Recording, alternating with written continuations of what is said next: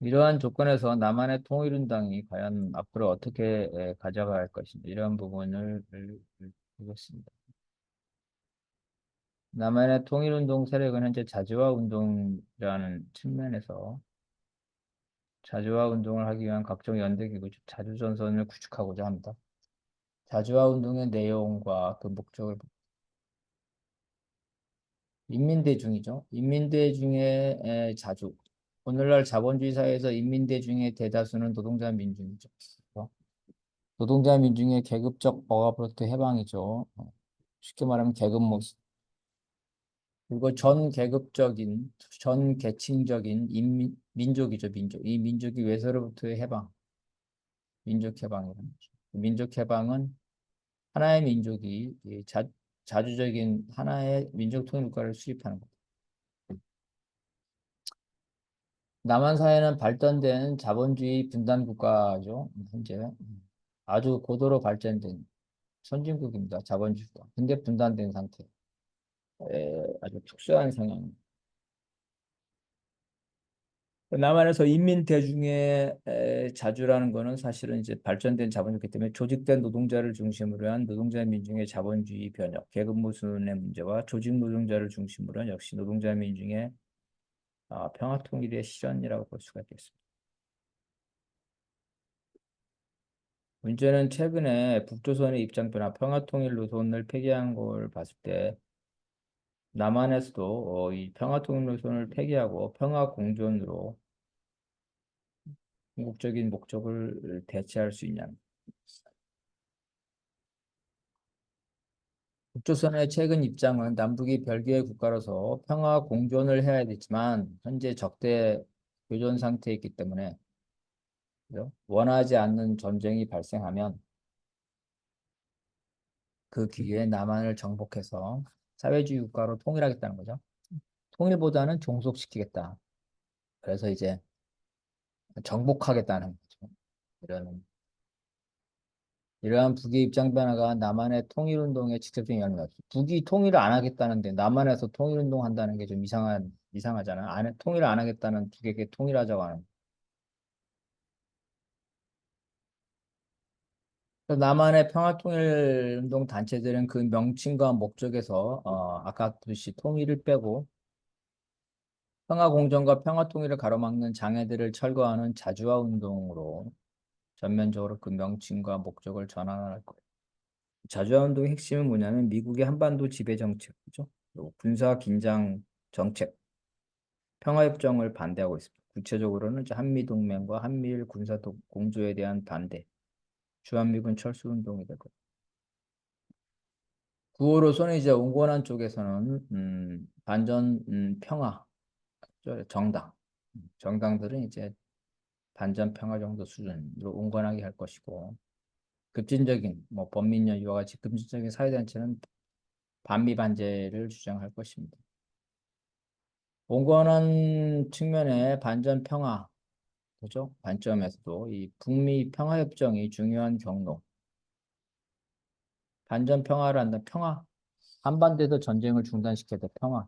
그러니까 평화협정이 중요하죠. 평화협정 부분을 여전히 인정할 수 있다.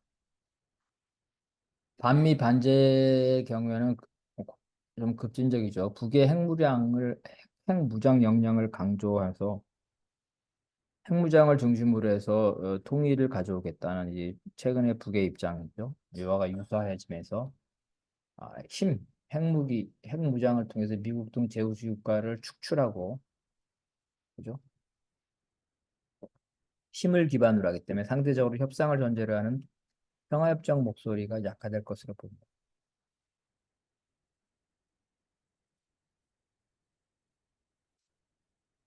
자본주의 사회의 변혁과 반미를 중심으로 한 반제국주의 투쟁의 관점에서 본다면 무조건 모든 전쟁에 반대하고 이유 불문으로 평화를 절대선으로 내세우는 것은 문제가 있는.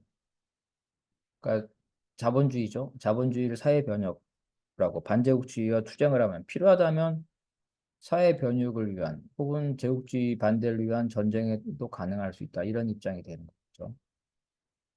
북조선도 이러한 입장인데 어쨌든 간에 필요하면 평화에 반대할 수 있다는 거예요. 제국주의와 투쟁할 수 있다. 이런 측면에서 과거 대부분의 자주 계열은 반전 평화라는 슬로건이 정확한 표현은 아니다. 그죠?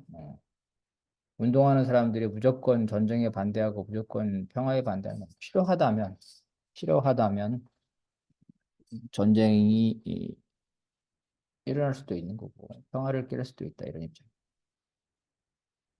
그런데 남한에서의 반전 평화라는 슬로건은 남한 노동자 민중이 반전 평화라는 슬로건을 할 때는 결국은 그 실천적으로 한반도 전쟁 상태를 계속 유지하려는 미국, 일본, 그죠?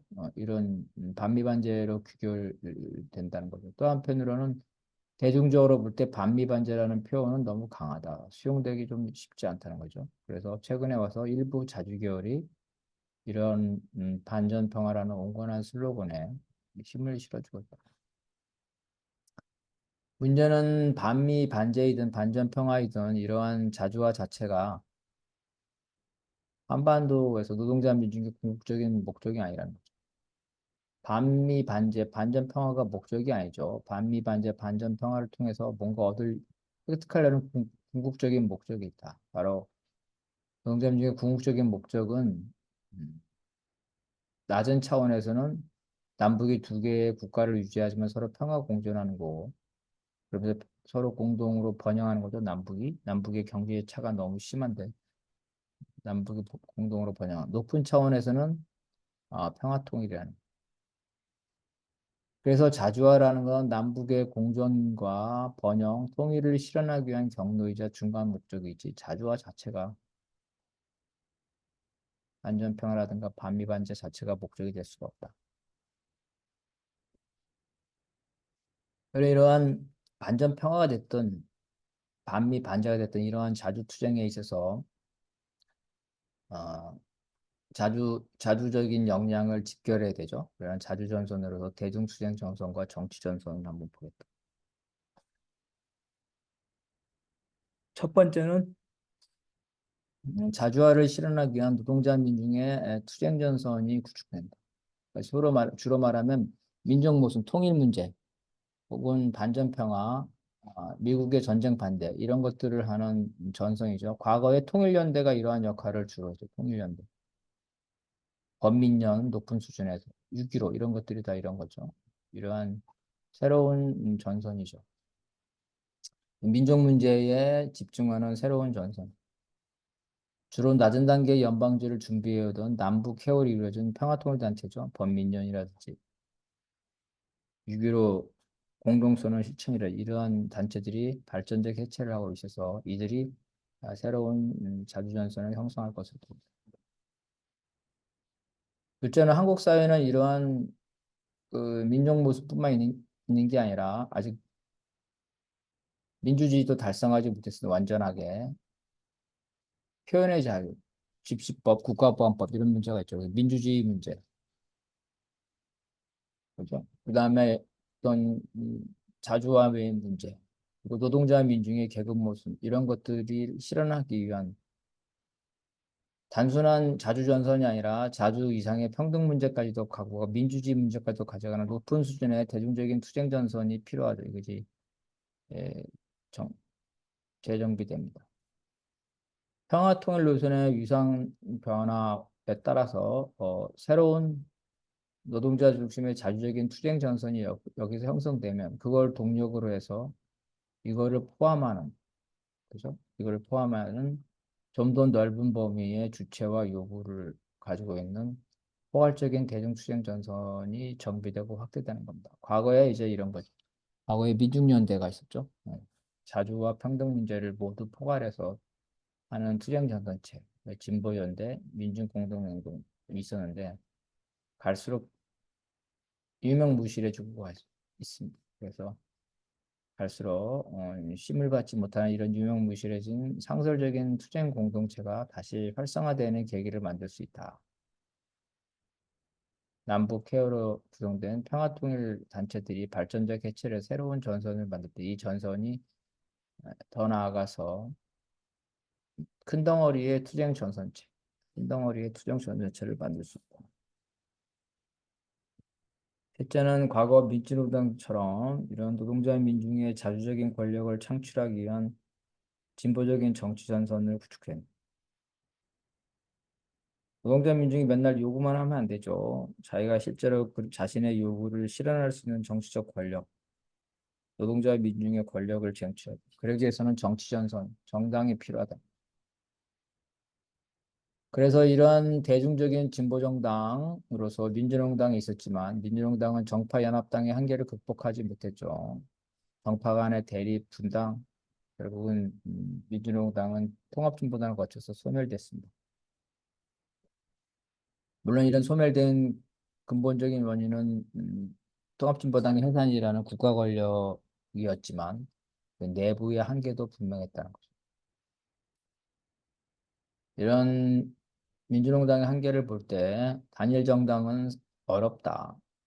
민주노동당 같은 단일 정당 어렵고 연합정당의 형태가 당분간 불가피하다. 하지만 이 연합정당이라도 그 중심 주축이 있어야 되겠죠. 원내정당으로서의 구심 정당이 필요하다. 돈도 필요하고 이 조직도 필요하기 때문에 연합 통전을 한다면 통전에 항상 중심이 있어야 된다는 거죠. 얼마 전까지는 정의당이 원내 중심 정당이었는데 정의당이 이런 연합 정당으로 나아가는 거를 회피했죠. 회피하다가 최근에 마지못해 정의당을 플랫폼 정당으로 하는 연합 정당을 추진했지만 시기에 늦었기 때문에 실패했습니다. 그럼 민주당의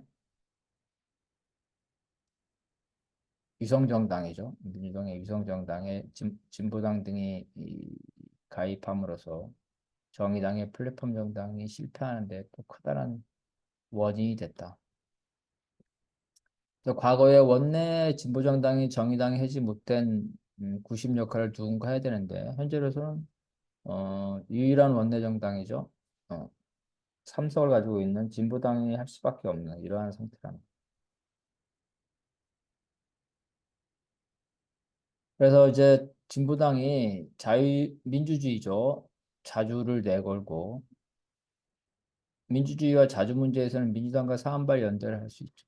그러면서 내부적으로는 노동이죠. 노동을 노동자 민중을 중심으로 한 거죠. 이러한 정치 노선을 강화해서 진보연합정당의 주축이 돼야 된다는 거예요. 그래서 과거 민주노동당처럼 노동자 민중을 중심으로 삼아서 우리 사회의 주요 과제인 자주와 평등 문제를 실현하겠다. 사회주의를 전면에 내세울 필요는 없다. 그러한 정신을 내용적으로 반영하면 된다. 자주와 평등이라는 부분. 대중적인 의제로서. 진보연합정당은 후기 자본주의 사회에 한국 사회가 지금 이런 형태죠. 저출산 고령화 사회의 다양한 계층이죠. 다양한 계층, 청년 문제, 여성 문제, 젠더 문제 이런 것들을 반영을 해야 되지만 기본적으로 자주와 평등이라는 기조를 중심이 됩니다. 이게 되게 중요합니다. 온갖 무지개 정당, 동등한 빨주노초 파란보 동등한 관계는 곤란하다는 거예요. 그 사회에서는 주요한 과제가 자주와 평등이라는 겁니다. 성소수자 문제가 하나의 부분을 차지할 수 있지만 자주와 평등 문제와 동렬해 둘 수가 없죠. 그렇게 되면 잡탕이 된다. 정의당이 그런 잡탕이 돼서 주가 무엇인지 자주와 평등이라는 주를 제대로 세우지 못했기 때문에 어, 모자이크 잡탕이 돼서 실패했다고 볼 수가 있습니다. 진보당은 정의당 괴멸 이후에 원내에서 진보 정치의 대표 주자로서 자기 역할을 자임하든지 이런 방향으로 가야 되겠죠. 그렇지 않고 우경화돼 가지고 민주당과의 밀월 관계를 강화해서 의석 확대에 치중해서 제도권의 기득권을 구축하려고 하는 이 두 가지 갈림길에 있다는 거죠. 만약에 진보당이 우경화로 간다면 과거에 인천연합이 우경화로 갔습니다. 통합진보당을 집단 탈당해서 자유주의 세력이죠. 국민참여당, 유시민과 같이 원칙 없는 혼성정당, 잡탕이죠. 잡탕 정당을 만듭니다. 그러고 나서 스타 정치인을 앞세워가지고 의석 확대에 몰입을 했죠. 뭐 그 결과에 성과도 있었습니다. 이정미 이 인천연합의 대표 주자가 정당 명비로 국회의원 활동도 했죠. 그렇지만 오늘날 인천연합을 보면 결국은 노선적으로 파탄되고 조직적으로 정의당이 붕괴되면서 인천연합도 같이 붕괴됐죠. 진보당죠.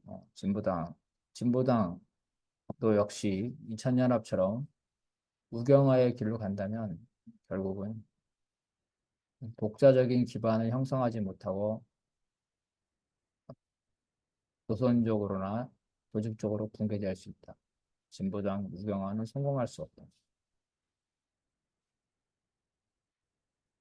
진보당이 세석을 얻은 것은 물론 기본적으로 스스로의 노력도 있겠지만 더 중요한 것은 그게 아니라 노동자 민중의 투쟁과 지원의 성과라는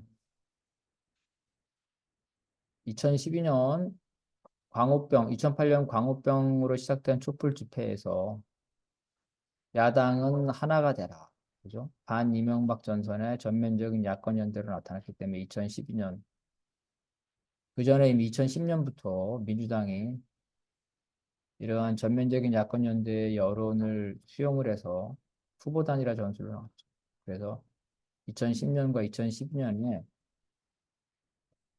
진보 정당들이죠. 진보 정당들이 많이 당선됐습니다. 박근혜가 탄핵된 이후에 듣보잡 윤석열이 집권하면서 이에 대한 저항이 엄청나죠. 그래서 마찬가지로 윤석열 정권을 심판하기 위해서는 야권이 하나의 후보가 되라. 야권 연대가 되라는 게 요구했습니다. 그리고 표심으로 나타났고 이번 총선에서. 다시 말해서 2020년 총선에서 민주당이 진보당과의 선거연합을 반대했죠.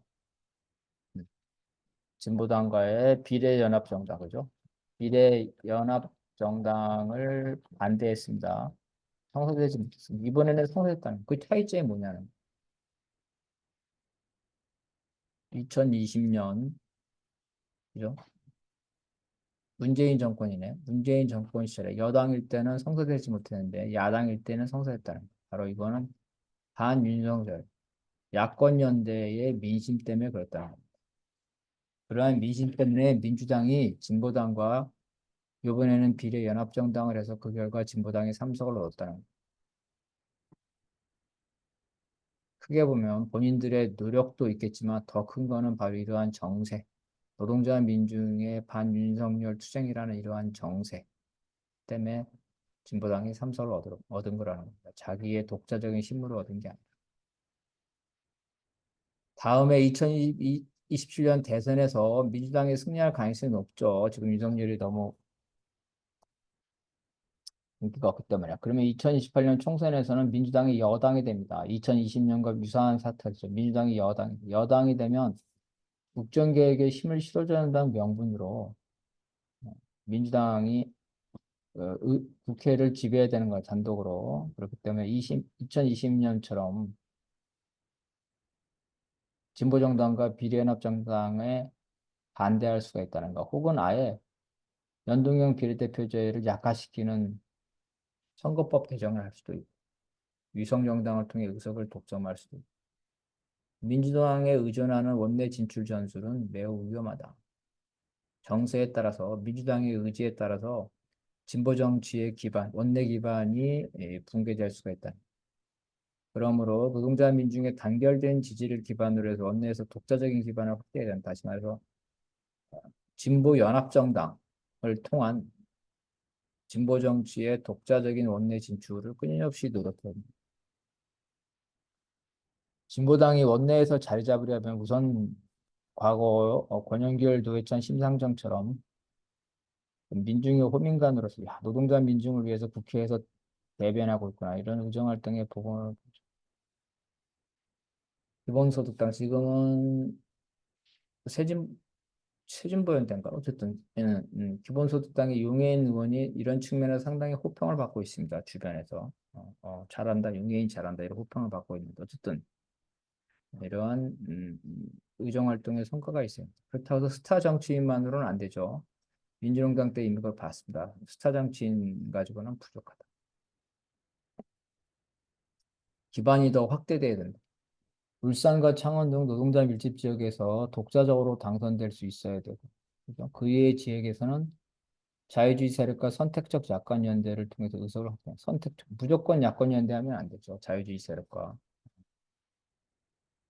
무조건 야권 연대는 결국은 진보 정치의 기반을 점차 상실시키게 된다. 소진시키게 된다. 뭐 민주당 후보, 자유주의 후보 중에서 지지할 수도 없는 후보가 있죠. 근데 야권 연대라면 그런 후보도 지지해야 돼요. 그래서 안 된다. 2012년에 뼈저린 그 교훈의 결과가 통합진보당의 폭력 상태, 난동입니다. 난동. 그죠? 국회의원 배지를 두고 무한 경쟁을 한 끝에 벌어진 난동. 선택적 야권 연대를 해. 국회 내에서 자유주의 정당과 사안별 연대를 할 수밖에 없죠. 그렇지만 조건을 확실히 걸어야 된다. 원내 교섭단체의 기준을 낮춰서 진보정당이 원내 교섭단체를 될 수 있는 그런 가능성이죠. 그걸 열고 정당 병보 의석을 확대하고 지금 현재는 선거연합 정당이 불가능합니다. 이중당적을 금지하고 있는데 여기에서는 다 허용하고 있습니다. 정당 명부 결합제도, 복수의 정당이 하나의 정당 명부를 제출하는 제도, 그다음에 정당 연합, 그리고 제3세력도 정치적으로 선거에서 인정받는 결선 투표제를 도입하는 등 노동자 민중의 자주권, 정치적 자주권을 실현에 도움되는 정치 개혁을 추진을 해야 된다는 겁니다.